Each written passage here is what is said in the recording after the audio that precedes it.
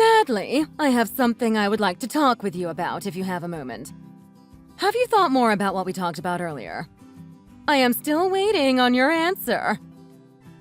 Sorry, what is it that we were talking about again? I can't really seem to recall. Oh, please. Don't go and play stupid with me, young lady. You know exactly what I am talking about. I am talking about the talk we had the other day about me moving in with you and Jeremy. That talk. Oh, right. That. I'm sorry, but I was under the impression that we had already talked about all of that and that I told you the answer was no. You can't come live with us. Ugh. You can be such an insolent little brat sometimes. Do you know that? Why do you always have to be so stubborn? Do you really hate the idea of having me living with you two that much? Do you hate me that much? How about we just all try to live together for a week and see how it goes? I mean, don't you think that all these fears might just be in your head? I doubt it would be half as bad as you are imagining it would be. What? Grace, no. Of course I don't hate you or anything like that. I just think that having 3 people all sharing the same space would be pretty difficult is all. And besides, we are all active at different parts of the day. So someone in the house would always be making noise and keeping the rest of us up. But you wouldn't have to worry about that at all. After all, I know that you do most of your work at night, right? And then you sleep in the daytime. But if I lived with you guys, then I could take care of all the housework in the afternoon and you could wake up to a clean house every evening. You see? It is a win-win for everyone. Well, the thing is that Jeremy and I already split the housework and there really isn't that much to do anyways. So I don't think we would really get that much out of a third person contributing. Okay, but come now. Do you think Jeremy really wants to have to keep cleaning up the house over and over again? I am sure that he is just so tired after he comes home from work. If the 3 of us all live together, then all of your work would decrease and we'd all have more time to enjoy the day. Grace, I am really thankful that you would be so eager to help if we were to all live together. But I just really don't think I would be okay with it. Jeremy and I both agreed that it would just be the 2 of us living together, even before we got married. And I haven't changed my feelings on the matter since then. I really hope that you can understand. But our situations were totally different back then, weren't they? I mean, think about me. My daughter, Anna, moved out and my husband died not so long ago. It gets so lonely living all by myself. I understand, Grace. And I'm sorry that things are feeling really hard for you right now. I really truly am, but I just can't see it working out well. Well, it's not just that I'm lonely. Most nights I am also scared. I mean, I'm already an old woman. Now that I am living alone, what am I supposed to do if a burglar breaks in here or something? I'd be totally defenseless. Or what if I fell and there was nobody there to call an ambulance for me? You don't understand these kinds of fears because you're still young, but they are very real and frighten me daily. Grace, I really am sorry that you are feeling this way about your situation right now. But if you are really that worried about living alone, then why not talk to Anna about moving in with her? Oh no, I could never live with that girl. We really don't get along if we are together for long stretches of time. And you know that she told me that she doesn't even want to get married. I think I would be much happier living with you 2 than her. Well, I won't lie. That does very much sound like the Anna I know. But even so, I'm sorry, Grace. Well, please, can you just think about it one more time?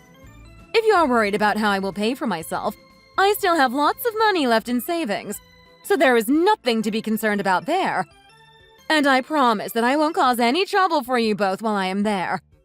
There will be nothing to worry about, I swear.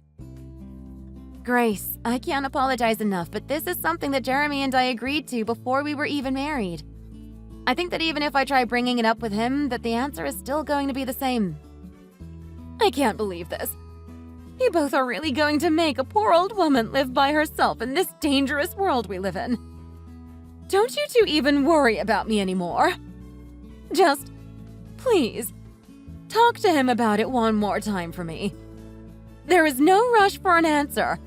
I can be patient. Okay, thank you. Bye. Grace, I'm sorry, but you can't just ask that of me and leave.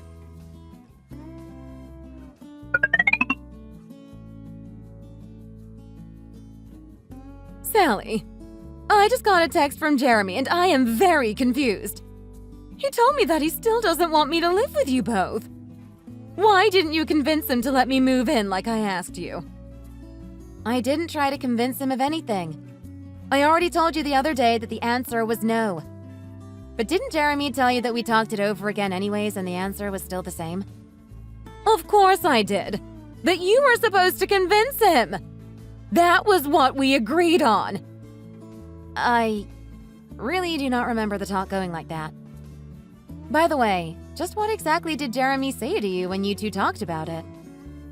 Well, you are not going to believe this, but he told me that if I moved in with you two, that it would just be a burden on you.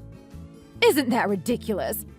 He said that I never clean up after myself and doubted that I would do any housework if I moved in. Honestly, that boy can be such a brat sometimes. Don't you think so, Sally? Don't you think that was such a mean thing to say? I know that you don't really feel that way about me, though, right? Look, Grace, I am going to level with you. I do not really like the idea of living with my husband and his mom at all. It just really bothers me, and I know that I would not enjoy it as much as you say I would. Or at all, for that matter. But I am telling you that you would have nothing to worry about if it was me moving in. And I wouldn't be bothered by anything the two of you did either. We could all just live peaceful, easy lives together. It would be great. I am glad that you think you wouldn't mind anything about living together with us. But it is not the case for me. I just really do not want any more people living in our place than there already are. It is as simple as that. Okay, so does that mean that you really don't have any worries about me living all by myself? Even though I am just a poor, defenseless old woman? No, of course not. And I really don't think it is fair of you to say those kinds of things to me. Sally, the truth is, of course I want to move in to be closer to my son. But I also want to move in so that we can become better friends as well. Is that really so bad? That I want to get to know my son's wife a little better? Grace, of course that isn't a bad motivation, but I just do not want to live together, and that is that. I really wish you would just respect my wishes about this. If you really want to get to know me better, I think there are other ways that we can make that happen that don't include you moving in with us. I can't believe it. All I want is to be your friend, and you are literally leaving me out in the cold to fend for myself. I never thought my life would come to this. Honestly, how much longer do you think I even have left on this earth? Okay, Grace. I think you're being a little overdramatic with this old woman talk. I mean, you are only 50 years old. That is middle-aged at best by today's standards. I am sorry that you are so worried about your age, but you are healthy, and I think that you still have a lot of life ahead of you. I don't think there is any need to worry as much as you are. But one day I won't be healthy, and then who knows what will happen to me?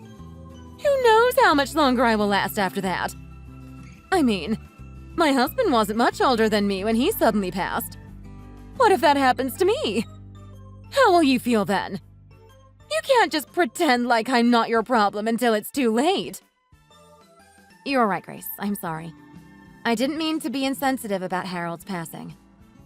So then you'll change your mind then. You'll think again about letting me live with you and Jeremy. Then if you two have kids and one of you is sick, I will be there to take care of them while you are bedridden. Okay, but Jeremy and I have already talked about this. Talked about what exactly? Just that if we did have kids, that we could take maternity or paternity leave. And that we would probably send our kids to a preschool anyways. If anything happened, we would probably just rely on those things instead. What? You would send your poor babies to a preschool? You would send them away from their home at such a young age? What's the point of even having kids if you're just going to hand them off to strangers to take care of? You need to be more present in their lives. I understand that you feel that way, but the two of us have talked and we reached a different conclusion. I mean, I went to a preschool when I was young and I never once felt like I was being sent away or that my parents didn't love me or anything like that. My parents were absolutely there for me before and after school. Well, then maybe you are an exception. But kids need to be at home until they are old enough to really start school. And if I was at home, then I could be sure to keep an eye on them while you and Jeremy kept busy with your jobs. Then, when you come back home, there would be so much less for you to deal with. How can you not see the positive in all of this? Grace, please. I really feel like you are just not listening to me. I really appreciate all the help that you are offering us, but the answer is still the same. Well then what would the other do if one of you got sick with something terrible or suffered some big injury and couldn't move? Could you both really just leave the other to do everything around the house while the other was incapacitated? We have thought about what we would do in a terrible scenario like that and have already started putting away some money just in case something terrible like that does happen. But the thing is that something like that hasn't happened yet and doesn't seem likely to in the future. But you can't know that! You never know when disaster is going to strike. Just please, think about all the possibilities. Look, Grace, I am going to tell you this once and for all. You are not going to be moving in with us. That is our final answer and it is going to stay that way. But why? I still don't understand why you won't let me live with you. And just so you know, the answer would be the same even if we were to have kids. In that case, I would quit my job and stay home to take care of them while Jeremy would continue to work. Jeremy and I have already agreed on all of this and do not plan on changing our minds anytime soon. I am your mother-in-law, the mother of your husband. How can you treat me this way? Have you no shame? Look, in our marriage, my parents are just the people that raised me. Of course I love and respect them, but they have no further say in my adult life than that. And I am very grateful that you helped raise Jeremy into the person that he is today. But the answer is still and shall remain a strong no. Well, when you marry someone, your spouse's parents are no longer just their parents. They become your parents too. It doesn't matter who birthed who. I am your mother as well, and you need to show some more respect. I didn't just raise my son. I became your mother the moment you said I do to him. Grace, I just do not see things that way. It is as simple as that. When I said I do, it was to Jeremy and Jeremy alone. I was not agreeing to become anyone's daughter or anything like that. Do you even hear yourself right now? You are sounding ridiculous. Do you really think you could have married my Jeremy without my explicit permission? Okay, this is sounding ridiculous. What are you even talking about? Do you remember when Jeremy brought me over to introduce me to you and your husband? You were furious and absolutely against the two of us being together. It took Harold convincing you to finally tolerate us being together. And? So what? That still doesn't change anything that I said. The fact of the matter is that your marriage could not have happened if I didn't allow it to happen first.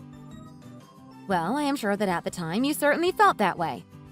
But even if you had said no, I can guarantee you that it would not have stopped Jeremy and I from marrying each other. What are you talking about? You don't know anything. He is my son and he would have done whatever I told him to do. And so should you. You owe your marriage to me. Do you really have no intention of paying me back for all I've done for you two? If you want to talk about you letting us get married, then that is fine. But it has nothing to do with you living together with us. And if you think that one should lead to the other, then I have beachfront property in Arizona that you just gotta see. Of course one should lead to the other. How else are you going to show me your gratitude? Besides, Jeremy is my oldest child. It is only natural that he should be the one to take care of me in my sunset years. I thought you were going to try and pull this card. In fact, I've suspected for a long time that it was the thought of trying to bring that up that made you okay with the idea of the two of us getting married in the first place. That's right. So if you don't tell Jeremy that he better let me live with the two of you right away, then I'll cut him off. I'll never speak to him again. How do you like that, huh? Obviously, I don't want that to happen, but the decision to do that is ultimately yours at the end of the day, so... Fine. Have it your way, then. From now on, you two are never going to be hearing from me and have access to my help ever again. And no matter how desperate and terrible things become for you, I am never going to lift even a finger to help you two out of whatever situation you might be in. And you can consider yourselves out of my will as well. Again, I am sorry that you feel the need to take it to this point. But those are all of your choices to make, and we won't stop you. I can't believe this. I knew that I should have never let the two of you marry. Well, now neither of you are my children, and one day you'll both regret the cruelty that you put me through.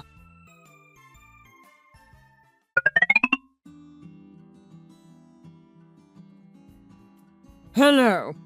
I am terribly sorry to message you like this suddenly. This is the number for Sally Freeman, correct? Sorry, is this Grace? Is something the matter?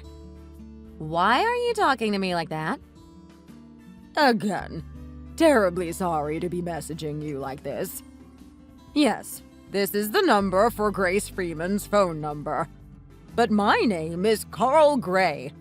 I am a lawyer hired by Mrs. Freeman. Sorry. What? I don't understand. You're a lawyer she hired. Texting me through her phone? What is this all about? I have come to deliver a message to you in place of Mrs. Freeman. She has told me that lately you have been acting very unstable, and she fears that if she were to contact you directly, that it might result in some kind of violent action being taken against her by you. I'm sorry. She said, what about me? That is why I am using Mrs. Freeman's phone to contact you in her stead. Please understand. No, seriously. What is going on here? This can't be real. What is this all about? I know it might seem strange, but sometimes individuals do these things. It is not as unusual as you may think. Anyways, I am a lawyer, and you can trust me. Look, I really don't understand, if I'm being honest. This whole thing seems pretty ridiculous. But okay, supposing that you are a real lawyer. I imagine there are much better, less unusual ways to contact someone. No? For example, you could come directly to my house, or call me from a number from your own office, right? Why do you have to message me from Grace's phone? Well, yes, there are those ways that we could have contacted you. But since Mrs. Freeman was worried about any violence you might have taken out on her, we decided it was best to reach out to you through her phone. She thought it would be the safest method to talk to you since you would not have access to my workplace or phone number. So, you're a lawyer. But you are going to refuse to tell me where your office is or show any kind of proof that you are who you say you are. Am I getting that right? Please, ma'am. I am only here as a messenger for Mrs. Freeman. If you do not allow me to present my case to you, then I am afraid that I will have to pursue further legal action against you. Further? What are you even talking about? Oh, this is silly, but okay. Sure, go for it. Say what you have to say. To establish the fact before presenting anything further, is it correct to say that you are currently married to and living with Mrs. Freeman's son, Jeremy, without her explicit approval of such an arrangement? And is it also true that current house you are living in is one that you and Jeremy paid for? Yes, I guess you could say that. Though I don't really think those are things that you need someone's permission to do when it comes to the law. Yes, that is correct.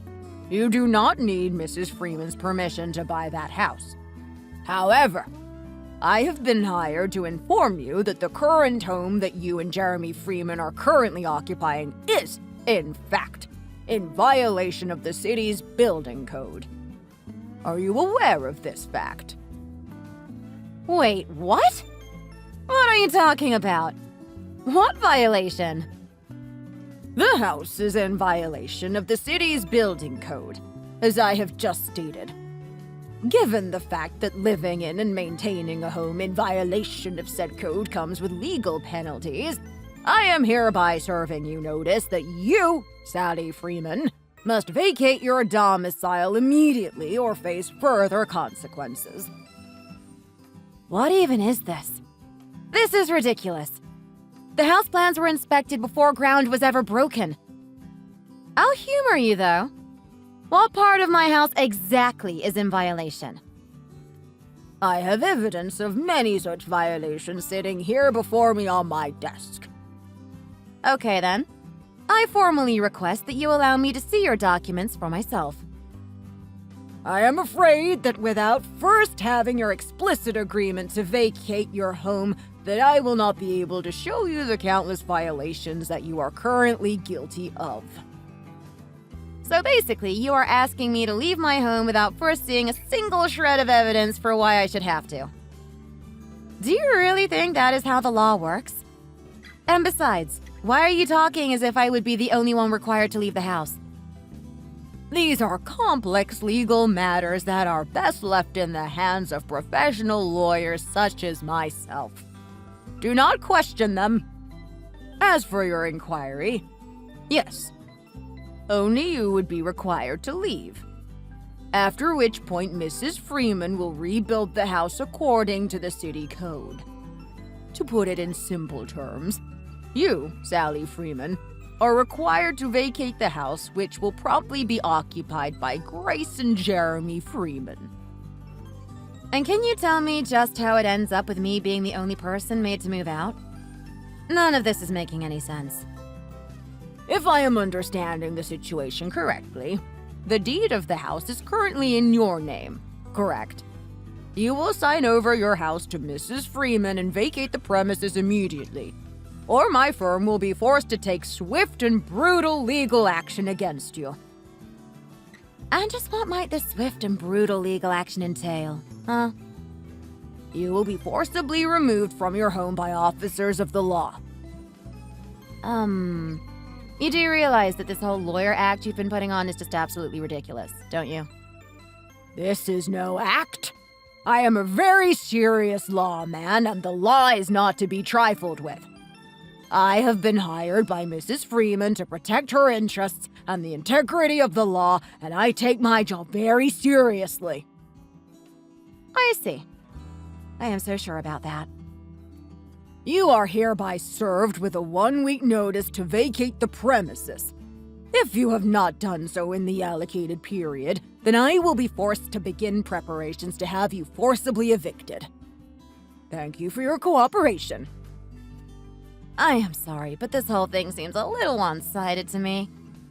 Isn't there supposed to be a chance for me to state my case? You can't just say, "Thank you for your cooperation," and disappear. If you have any qualms about the facts of the matter that I have presented to you here, you are free to bring them up in a court during a civil trial. Are you seriously trying to challenge me to take this fake lawyer to court? Is that really what you want to have happen? I am merely informing you of your rights to a fair and impartial trial under the law. Though I feel it is my duty to warn you that cases like these are usually quite long and very costly. After all, the blame for all of this does lie solely on you. It is my professional opinion, as a licensed and legitimate lawyer, that this is a case that you simply cannot win. I see. Well, in that case, you do what you have to do, and I will do what I have to do. How does that sound? Should I present that as your answer to Mrs. Freeman, then? I am sure that you are quite busy with your work. So please take some time to think a bit further on how you would like to respond. And if you change your mind, feel free to get in contact with me at this number.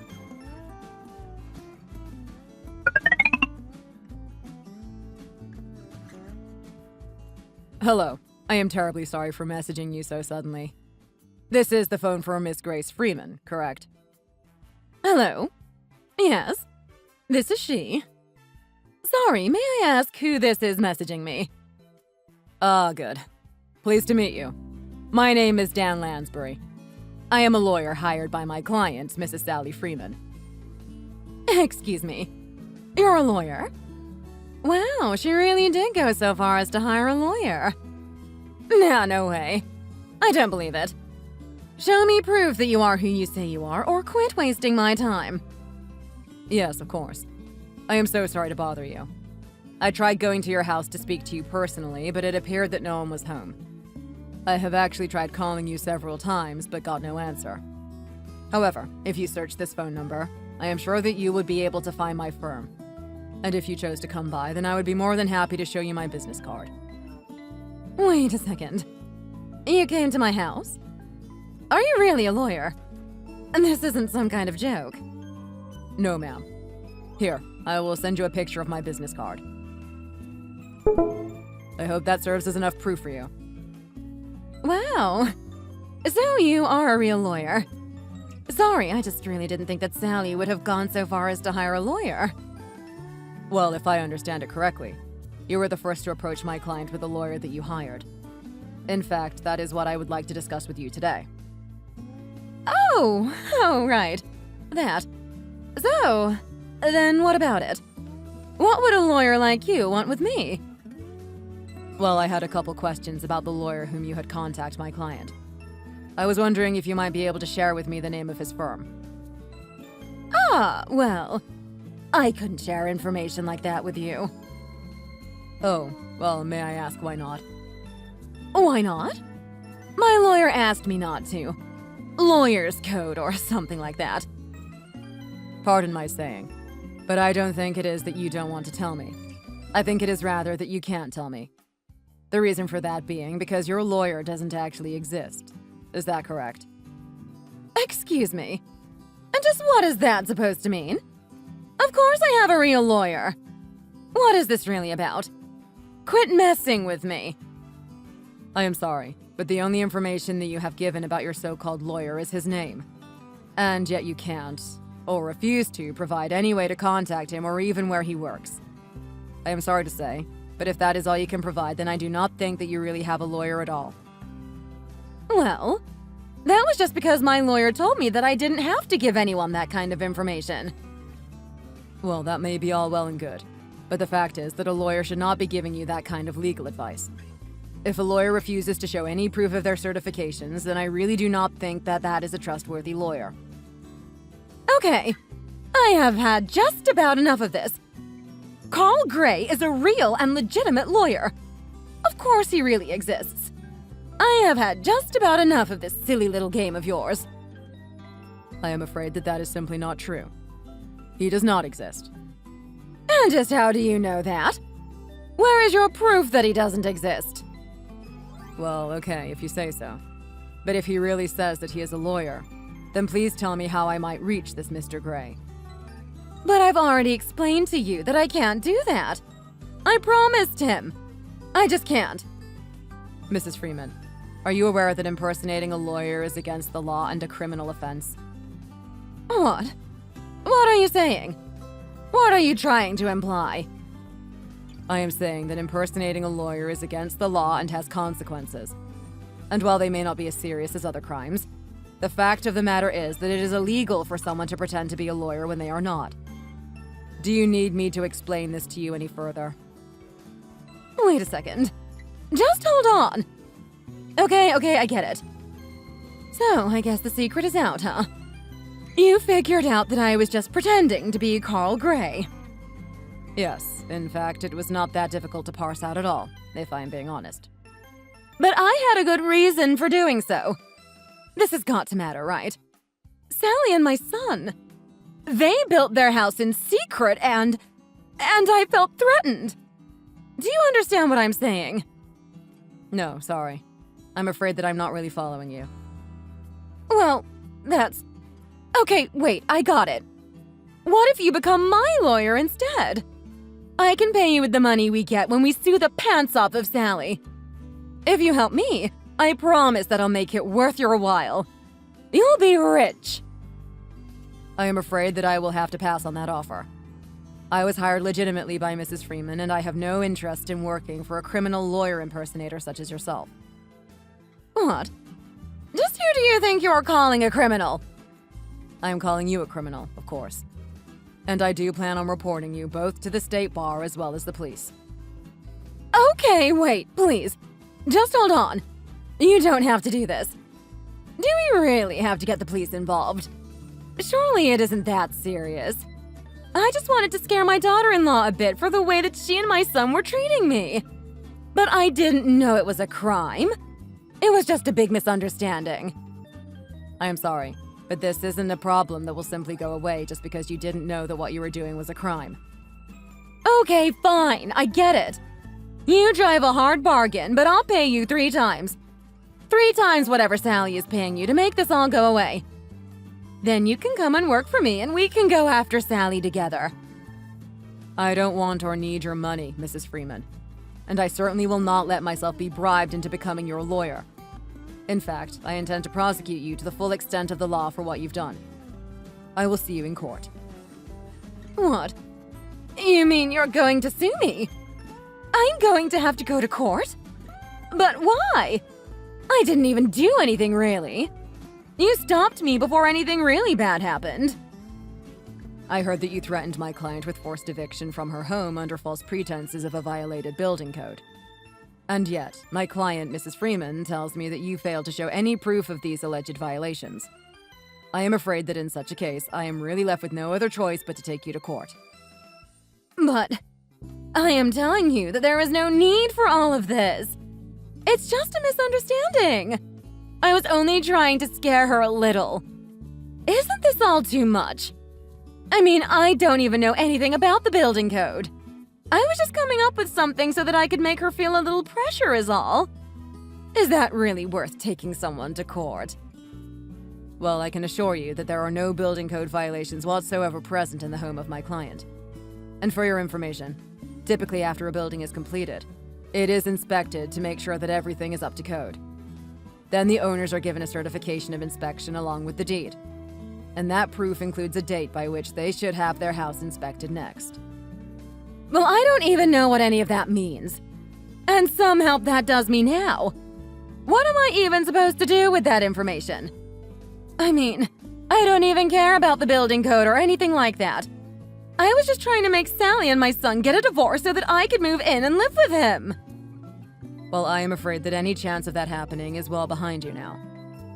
What? What do you mean by that? Well, I have talked to both Mrs. Freeman and her husband, your son, Jeremy, and they have both said that in light of all these events, they want to completely cut their ties with you. Of course, it is far beyond the reach of the law to actually enforce something like that, but they have both said that they wish to renounce any inheritance that you might have left for them. They also wished for me to tell you that if they find you near their house, following them in any sort of way, or trying anything like this ever again, that they will file for a restraining order against you. Wait, please. What did I even do? This is all too much. I mean, honestly, I didn't even do anything. Besides, I'm their mother. They can't just throw me away like this. It's unacceptable. They can't do this to me. I am merely their lawyer and passing along what they wished for me to tell you. I don't really have any control over the situation at all. But then, well, can you tell me what is going to happen to me? Well, you might be arrested for what you've done.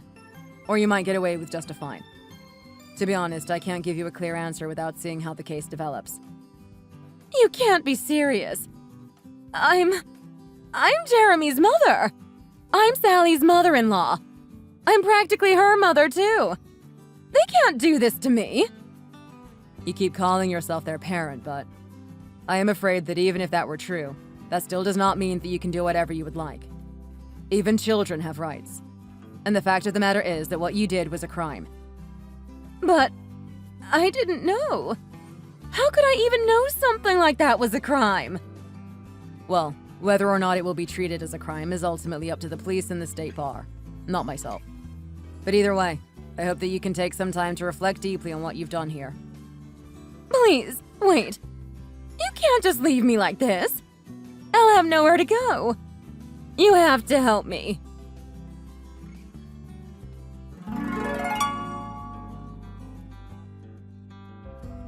Grace was reported to both the police and the state bar. But given that it was only done over messaging and no real harm was ultimately done to anyone, Grace was let off with a mere warning. The court ultimately decided that Grace did what she did due to the stress she felt from her aging. After hearing about that, however, Grace's daughter Anna also decided to cut off any contact with her mother. As for Jeremy and I, we followed through with our promise of cutting her off and never had anything to do with her again. Thank you for watching. If you liked this video, please give it a thumbs up and don't forget to subscribe to see more content like this.